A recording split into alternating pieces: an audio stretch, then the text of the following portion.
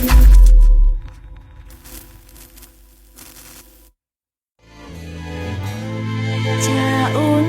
murung cauncang, ape diuncang dalam tempurung. Anak dare supangan bucang, cacak ke dapur. Selamat datang kembali di channel Pegawai Jalanan. Semoga informasi yang kami sajikan ini bisa bermanfaat untuk kita semua.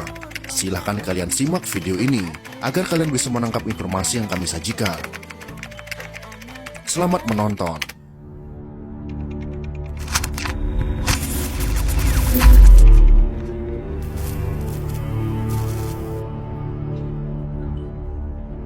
Kesultanan Melayu Sambas adalah kesultanan yang terletak di wilayah pesisir utara Provinsi Kalimantan Barat atau wilayah barat laut Pulau Kalimantan, dengan pusat pemerintahannya adalah di kota Sambas sekarang. Sambas adalah penerus pemerintahan dari kerajaan-kerajaan Sambas sebelumnya. Kerajaan yang bernama Sambas di wilayah ini paling tidak telah berdiri dan berkembang sebelum abad ke-14 Masehi, sebagaimana yang tercantum dalam kitab Negara Kertagama karya Empu Prapanca. Pada masa itu rajanya bergelar Nek, salah satunya bernama Nek Riu. Setelah masa Nek Riu, pada sekitar abad ke-15 Masehi, muncul pemerintahan raja yang bernama Tan Unggul yang terkenal sangat kejam. Karena kekejamannya ini, Raja Tan Unggul kemudian dikudeta oleh rakyat. Dan setelah itu selama puluhan tahun rakyat di wilayah Sungai Sambas ini tidak mau mengangkat raja lagi.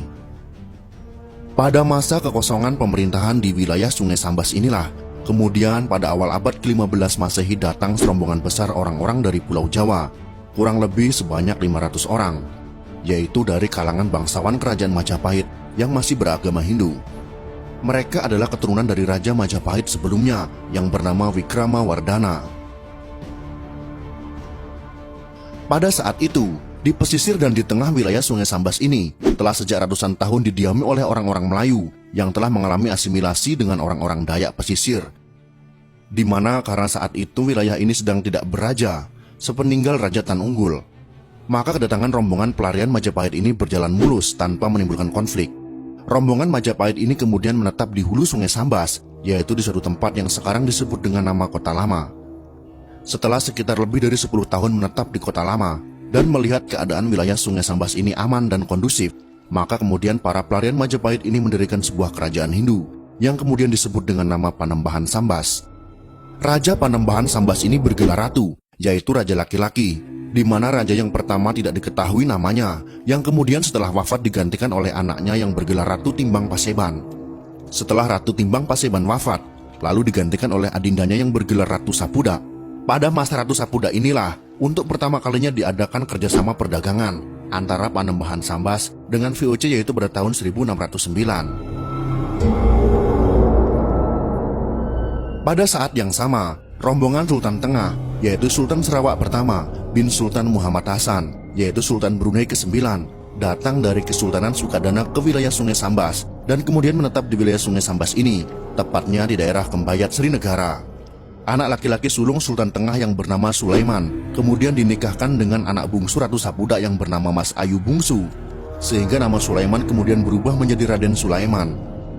Raden Sulaiman inilah yang kemudian setelah keruntuhan Panembahan Sambas di Kota Lama mendirikan kerajaan baru, yaitu Kesultanan Sambas dengan Raden Sulaiman menjadi Sultan Sambas pertama dengan gelar Sultan Muhammad Saifuddin pertama, yaitu pada tahun 1671.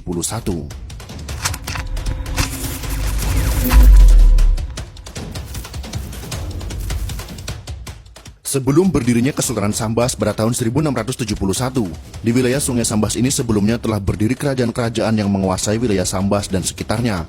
Berdasarkan data-data yang ada, urutan kerajaan yang pernah berdiri di wilayah Sungai Sambas dan sekitarnya sampai dengan terbentuknya Negara Kesatuan Republik Indonesia adalah: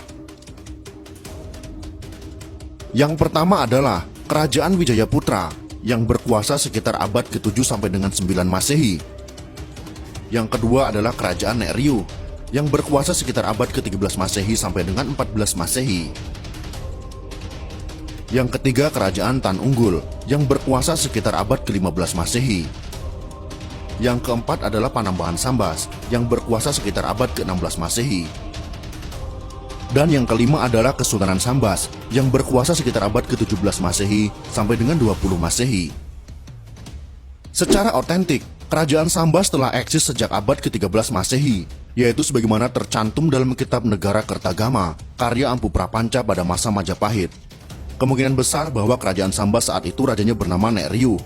Walaupun secara otentik kerajaan Sambas tercatat sejak abad ke-13 Masehi, namun demikian berdasarkan benda-benda arkeologis berupa gerabah, patung dari masa Hindu yang ditemukan selama ini di wilayah sekitar Sungai Sambas menunjukkan bahwa pada sekitar abad ke-6 Masehi atau 7 Masehi, di wilayah ini diyakini telah berdiri sebuah kerajaan. Hal ini ditambah lagi dengan melihat posisi wilayah Sambas yang berhimpitan dengan Selat Malaka, yang merupakan lalu lintas dunia. Sehingga diyakini bahwa pada sekitar abad ke-5 hingga ke-7 Masehi, di wilayah Sungai Sambas ini telah berdiri kerajaan Sambas, yaitu lebih kurang bersamaan dengan masa berdirinya kerajaan Batu Laras di hulu Sungai Kriau, yaitu sebelum berdirinya kerajaan Tanjung Pura. Kedatangan rombongan bangsawan Majapahit di Sambas dapat berjalan mulus tanpa menimbulkan konflik, bukanlah hanya karena wilayah Sambas pada waktu itu tidak beraja setelah era Raja Tan Unggul, tapi lebih disebabkan karena penduduk Sambas pada waktu itu mempunyai kepercayaan yang sama dengan rombongan Majapahit tersebut, yaitu sama-sama beragama Hindu. Hindu sudah berkembang di Nusantara sejak berdirinya Kerajaan Kutai, era pemerintahan Mula Warman, sampai kepada Kesultanan Kutai Kertanegara.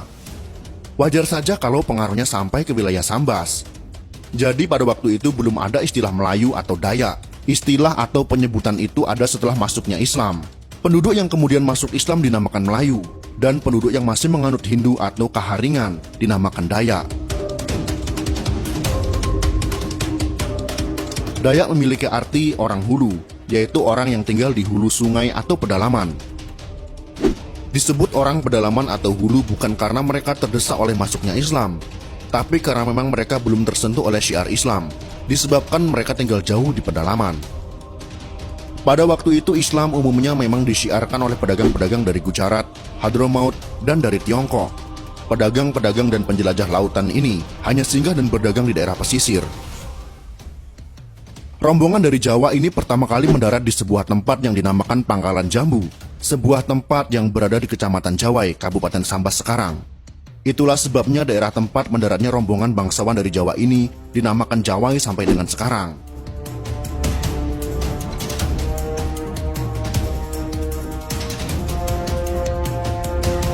Sedangkan sejarah berdirinya Kesultanan Sambas bermula di Kesultanan Brunei, yaitu ketika Sultan Brunei ke-9, Sultan Muhammad Hasan, wafat pada tahun 1598. Maka kemudian putranya yang sulung menggantikannya dengan gelar Sultan Abdul Jalilul Akbar. Ketika Sultan Abdul Jalilul Akbar telah memerintah puluhan tahun, kemudian muncul saingan untuk menggantikan dari adinda Sultan Abdul Jalilul Akbar yang bernama Pangeran Muda Tengah. Untuk menghindari terjadinya perebutan kekuasaan, maka baginda Sultan Abdul Jalilul Akbar membuat kebijaksanaan untuk memberikan sebagian wilayah kekuasaan Kesultanan Brunei, yaitu daerah Sarawak, kepada Pangeran Muda Tengah. Maka kemudian pada tahun 1629, Pangeran Muda Tengah menjadi Sultan di Sarawak, sebagai Sultan Sarawak pertama dengan gelar Sultan Ibrahim Ali Umar Shah. Yang kemudian baginda lebih populer dikenal dengan nama Sultan Tengah atau Raja Tengah, yaitu merujuk pada gelarnya sebelum menjadi Sultan, yaitu Pangeran Muda Tengah.